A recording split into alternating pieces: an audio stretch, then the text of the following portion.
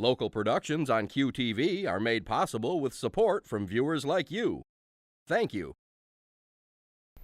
Welcome to our innovative edition of Junia Doan's The Spark. This is a 4-part series about life on the Mississippi River as I experienced it. I hope you'll enjoy following me on my adventure.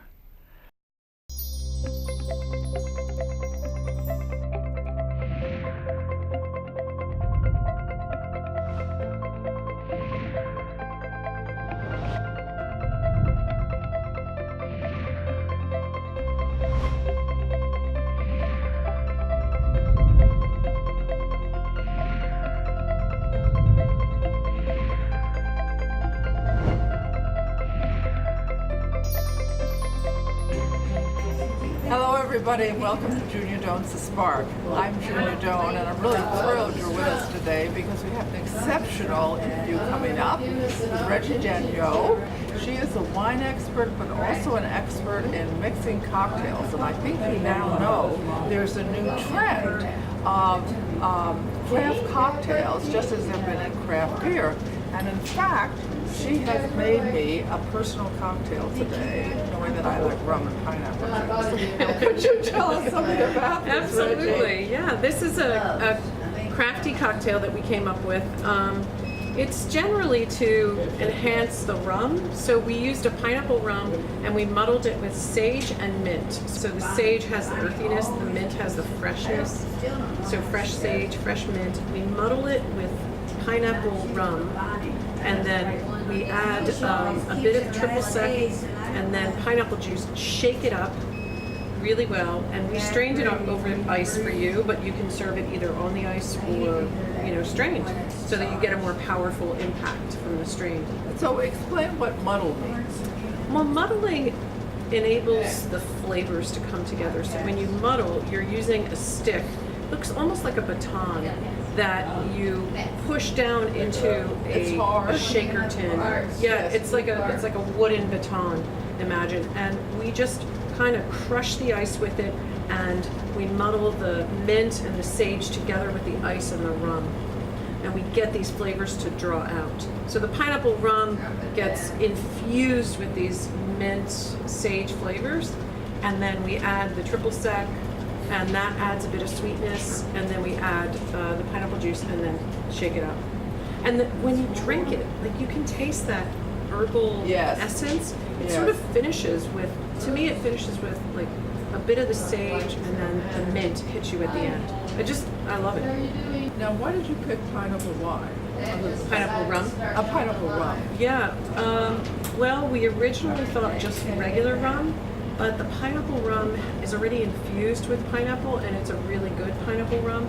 So we thought that would enhance the flavors of not only the rum, but the pineapple juice. Because pineapple juice by itself sometimes is just a little boring. So adding the pineapple, like, you could do it with a spiced rum too, I think. What spices should they put in the spiced rum? Sort of has like mulling spices to it. Oh, so you would get some of those mulled flavors, like cinnamon, nutmeg flavors. So you could do it with that, but I don't know that I would use the sage. I might use another herb.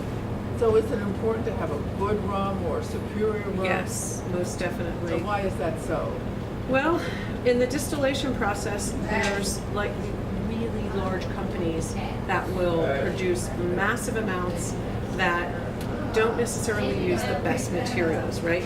You want to start with a good base material, and so the base material is important. So using cane sugar versus molasses or what's left over from making sugar is important to the flavor of the rum, and then how it's aged too, because rum can be a spirit that's distilled and bottled right away, or it can be aged in a cask, and it starts to gain all these delicious flavors. Oh, I see the look on your face. You really enjoy this. I do. I love it. Yeah. It's like food. It's like cooking, right? When you put flavors together with food and you start experimenting, You know, you may add a little garlic, or you may add some shallots, and then you may let that garlic or shallot like brown slowly. Whether it browns slowly or browns quickly will infuse different flavors. So it's sort of like cooking.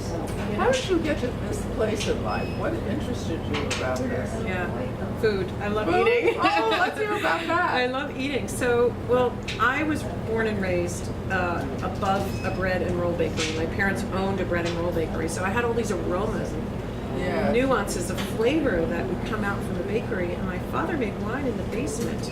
So between all the bread, rolls, wine, you know, everything that we did at home, we also cooked a lot of great food. And so the combination of all those flavors, I was smelling everything when I was a kid, and you know, it just And talking about it. yeah, and talking about it and enjoying it. And so that just like kick-started this whole interest in food and wine and spirits. And you know, we think of wine and spirits as food because they come from agricultural products. So they're really not. Unfortunately, in the U.S., we sort of separate it. You know, we say there's alcohol and then there's food. Yes. But honestly, it's really, to us, it's the same thing. They're all food. It's just different forms of food. And because there's some alcohol in this food that we're drinking, just simply means that it was either fermented or distilled, or both. Interesting. So yeah, I mean, when you think about fermented foods, like even fermented foods like kimchi and kombucha, foods like that are fermented, they have a little bit of alcohol. People just don't realize that, but when you're fermenting something, you're creating alcohol. So, I mean, the fact that it's 12% alcohol or 40% alcohol, you know, Degree. yeah, it's just a degree, exactly. And so I just think it's exciting because wine, spirits, food is tied to history. And it's also very much tied to medicine. It's tied to religion, right? Because the monks were the ones that created the storerooms of food and beverage and kept things going. You know, the monks were the ones that had the money and the education, and they would house people that were, you know, in jeopardy. So when you think about it, it's really tied to a lot. Trade, of course, food and wine was important in trade. It was like the best commodity to trade with, and the most important. So I just love that. I think it's so interesting, and it's so amazing. To get educated, you go to school for it? How did you? Are there schools for it? There are. Well, you can called? start hospitality management. So you can start with hospitality management in college, and then you can get certifications in various industries. For me, I have wine certifications, there's beer certifications that you can get, there's spirit certifications that you can get, and so on and so forth. So it can continue on with culinary school and many other things, but of course my focus was more beverages. So I became a sommelier, then I became a wine director, and as a wine director I was ordering spirits, and I was a bartender, so I bartended and made cocktails and created cocktails and came up with really fun ideas to make cocktails work with food. So what I was talking to you about last night when I was trying to make my own Kahlua type thing with vodka and espresso and cream, and I was talking about the art of taste. Right. You would call it mid-palate and we call it beginning, mid, and finish, right? Mm-hmm. It's important to have, and it's the same thing. It's the art of taste. You want to start off tasting some flavors, and then maybe it evolves into something else, and then it finishes with like just the right freshness or elegance or length. Yeah, that satisfies, which is why I think this drink is so nice, because it starts out with the rum and the sweetness of the rum. Like that's the first thing you get, and then you get the pineapple juice, and then it finishes with the sage and the mint. And now, to me, last night you taught me something, and you said that you can train yourself to have more taste buds. Yes. And the ability to recognize those aromas. Yes. It's not. Say how you do that. It's not as much taste buds as it is aroma. Because that's where more of your... Yeah, because I think a lot of people think that it's flavors that they're tasting, when in fact your palate is actually exploring more texture and and viscosity. Yes. And yes, you can get salty, sweet, bitter, you Yes. know, on your palate, of course, umami in there. But really what you're getting is the flavors are the aromas that go up to your olfactory bulb. So when you have the wine or the food or the booze on your palate or the drink, the cocktail on your palate, these molecules are rising up on the back of your palate and hitting your olfactory bulb, which is back here, it goes straight back into your head. And these little glomeruli are coming down from your olfactory bulb and picking up those molecules. And so if you don't already know what an aroma smells like, if you don't have, like we were talking about strawberries last night, Yes. if you don't have an aroma of strawberries or mint or sage that you know, then you're not going to be able to recognize it, right? So you have to like build this aroma library by smelling everything. And we were talking last night about how I always like just smelled everything because I love aromas. Right. Play-Doh, You really shower told me curtains, that. and my Picking children's up the seats. napkin and everything has a smell. You could know from the odor or the aroma. Yeah, I mean, even things that are neutral can have some kind of neutral smell that is not, you know, it's leading towards a direction, so it's not completely neutral. You know what I mean? It has something going on, like linen. You know, linen has some kind of, I don't know, earthy smell to me when I smell linen or a cloth. You can smell because often it comes from a plant, right? Yes. Like we're in the land of cotton here, Right. and I was smelling some cotton, and the little seeds, little cotton seeds in there have an aroma. And we were talking about, I'm sorry I interrupted you. Oh, go. We were talking about lavender, and when you smell lavender, it's not like people say, oh, it smells like lavender. Yes, it does, but lavender has this bouquet of aromas in it, right? It has a eucalyptusy smell. It has menthol smell. It has a little herbal smell to it, like herbs, like dried herbs almost. And then it has an earthy smell, and then it has a floral smell. So it has this bouquet. It's not, yes, it's lavender, but it, like if you pull apart those smells and not just say, oh, it's strawberries, like you can say it's earthy because strawberries come from the earth, right? But it's also herbal, but it's also sweet. It's also fruity. So you can like pull apart that aroma and define all those different elements that you're smelling. And I think that helps you. Do you get whatever sensation fatigue? In other words, 3 seconds or 5 seconds, and therefore I had always read that most of your sense of food is in the aroma. So if it's in the aroma, you can have 2 bites next course, right? I smell something else. That's what I do. I just take my nose away from what I'm smelling because I do a lot of judging, wine judging mostly, and so I do get fatigue on my palate and on my nose. And then I have to walk away, smell fresh air, go outside, smell something else. Usually cloth helps me. We are having this wonderful conversation. The reason I say it's wonderful, for a person who likes me, who does a lot of thinking and reading and stuff like this, it gives me an option of being in the world so much differently. And that is to activate the senses, particularly, I do it through sight, but olfactory in this case. Very interesting. So when you judge wine, how much of a run can you do before you have to refresh? Wow, I can go a long time. But I've been a wine judge for a lot of years, pretty close to 20 years.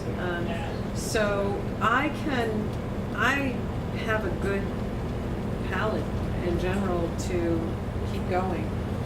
Because also what happens is when you're judging wine, some wines are faulted. They have a problem. Either the winemaker had a problem making the wine and created a fault in the wine. And so I don't even bother tasting it. I don't bother putting it on my palate because I know it's faulted. And why judge? I'm not going to judge it. It's got a problem. So I can last longer because I don't taste everything. Some wines, I'm very careful. Yeah. So if I know I'm going to score it low, I'm not even going to bother putting it on my palate because that make sense? It does, but I thought they were all blind tasting. They are blind, but we're smelling them by first. smell? Yeah. So I'll smell a wine and I'll smell What's wrong with it? aldehydic aromas or oxidized aromas or hydrogen sulfide or aromas that are created in the winemaking process. Unfortunately, they screwed up something, and you can smell it. It's like bad meat, Yes. or overcooked something. You know, did you ever burn something? Like I burned chili once, and then I couldn't get that burn smell out of my chili, right? So when you screw something up, it becomes obvious in the food or in the wine. And so I smell faults really easily. I'm super sensitive to faults in wine. Interesting. Yeah. How do you take the next step in your own development in this field? Me personally? Yes. That's a good question. That's an awesome question. I guess for me, I love spreading it to others. So I would love to just give. If I could just live off of giving, that would be awesome. I mean, I have to charge. So when I teach, I have to charge, but I try to be reasonable and I try to inspire and just spread that so that more people can understand, that they can learn a lot. Because I think I was saying this earlier too. I have 2 children and they don't have a problem with alcohol because I've always raised them around food and wine and cocktails, and they respect it. And so I would love for our society to respect the beverage. Now, what do you mean by respect? Well, when you respect something, you don't overconsume it. You see that it's a drink, you appreciate it, and you enjoy it, but you're not pounding it down to get drunk. You're enjoying it. You're like relishing in the deliciousness of it. So I'm hoping to spread that because I think that not all Europeans, but a lot of Europeans, that's their culture. Yes, is that they're enjoying food and wine. So I was just in France and like everybody's thin. They walk because probably they walk more, but also they respect their food and their wine, and they don't eat processed foods. They eat really good, unpasteurized cheeses. Really? Yeah. They don't overdo it with production, so that their production methods are still pretty wholesome, and so the food just tastes better. And when it tastes better, you eat less of it because you're enjoying, right? You're enjoying it so much. Earlier. Right. You're not trying to satiate a flavor because it's there. Their bread is amazing. Their butter is amazing. What do you do for your children when they want to graze or have snacks? I let them. Yeah, I let them. Anything, or will you make something for them, or you like one? It depends. Sometimes they just want Doritos, and I say, of course, So I'm a carnivore. I feel better when I eat flesh protein. My friend hasn't touched it for 40 years, and she eats vegetables and sugar or dairy and things like that. How come? And I tried being a vegetarian. I got weaker and weaker and weaker. Wow. So after 3 or 4 months, I just said it's not working. We were talking a little bit about Yes. this last night. Why is her biology one way, other perhaps than it's a philosophy choice that's now a habit? But I tried her way, or anybody else's way too, and I just find this works for me. Is it in my head? Is it biology? It's all of that, I think. It's culture, how you were raised, where you came from. I think it also has to do with your blood. They say O-type. Yeah. O-type loves meat. Yes, I am. And, A and B less so. Yes. So I think it may have something to do with your blood, but I think it also has to do with your culture, Yes. right? It's really interesting to me. I'm half Lebanese and half Italian. Yes. When my children were little, the first time I cooked lamb, because I don't eat a lot of meat myself, but when I do eat meat, I eat lamb because I'm half Lebanese and that's what we eat. So when I cooked lamb for the first time, they were both little kids, but I remember my daughter eating it and saying, "Mommy, this is so delicious. What is this?" And like most kids hate lamb, Yes. right? Because it's earthy.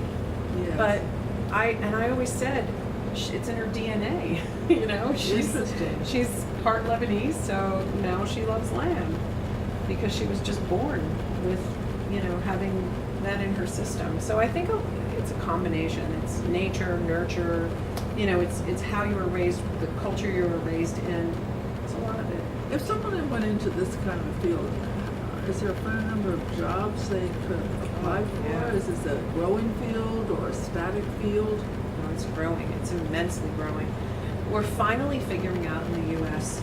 that we can eat better, that we can eat healthier, and we can have, you know, amazing flavors, and that we can pair food with the right beverage. It doesn't have to be an alcoholic beverage, Right. but it can be something other than Coca-Cola or, you know, soda pop. Excuse me.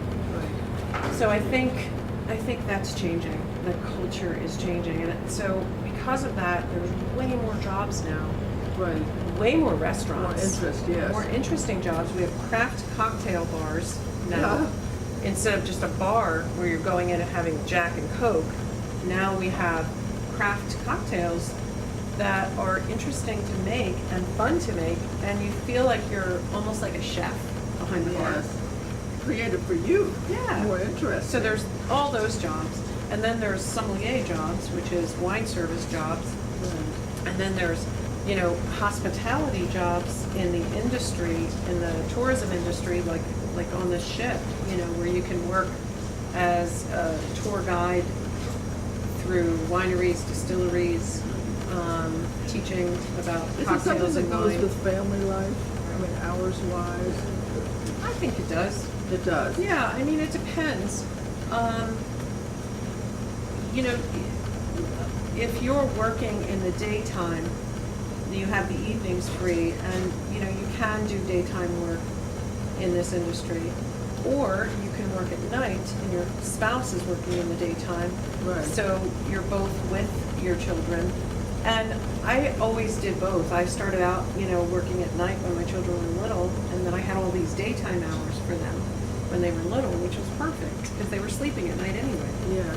And then as they got older, I shifted and moved into more daytime work because they were in school, and you know, it just was better for me anyway. I wanted to have the nights with them where I could read books and, you know, hang out with them, watch movies.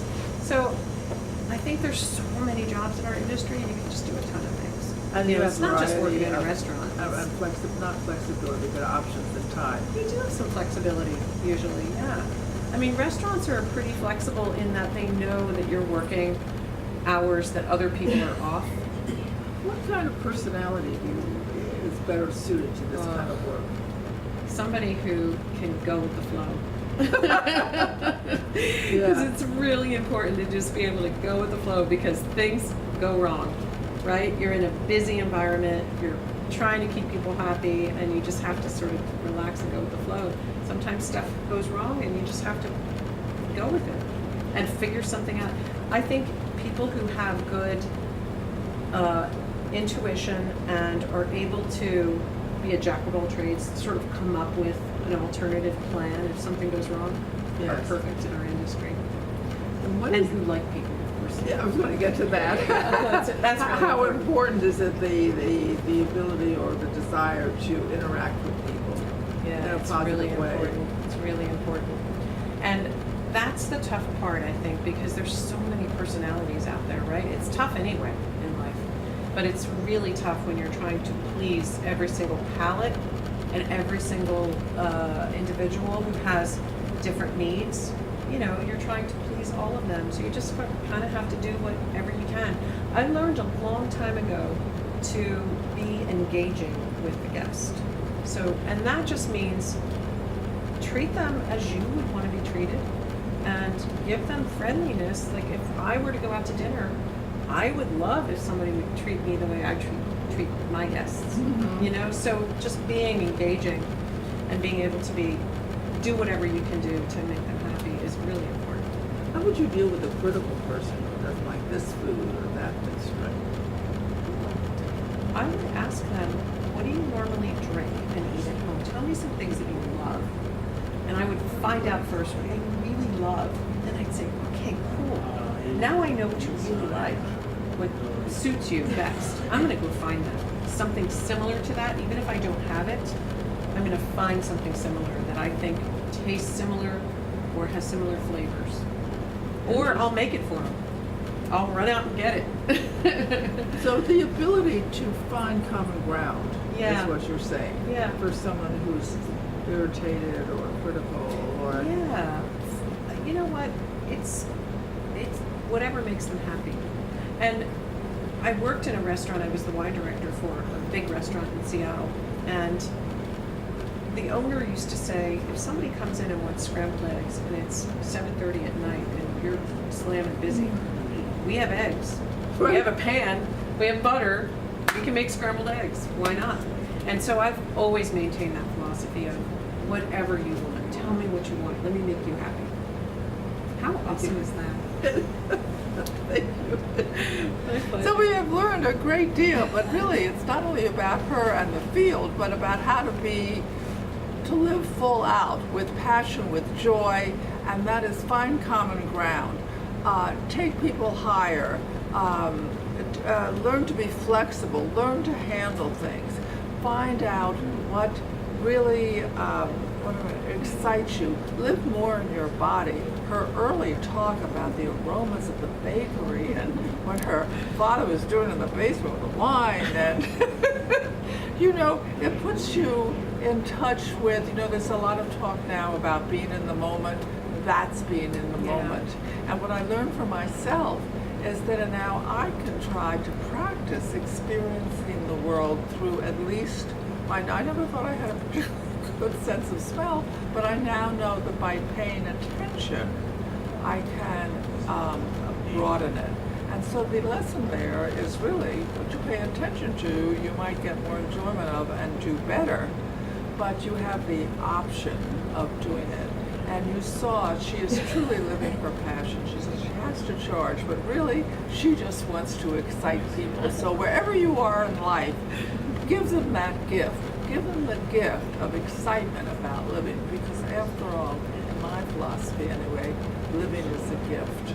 So thank you for tuning in. Remember, do something kind for someone you know and someone you don't know, today and tomorrow and every day for the rest of your life. We all need that smile. Thank you, and see you next week. Thank you. To contact Junia, send her an email at juniadownsthespark@gmail.com. For more information, program schedules, and news about future guests, go to www.juniadownthespark.com. Thank you for joining us. See you next time on Junia Daigneault's The Spark. Local productions on QTV are made possible with support from viewers like you. Thank you.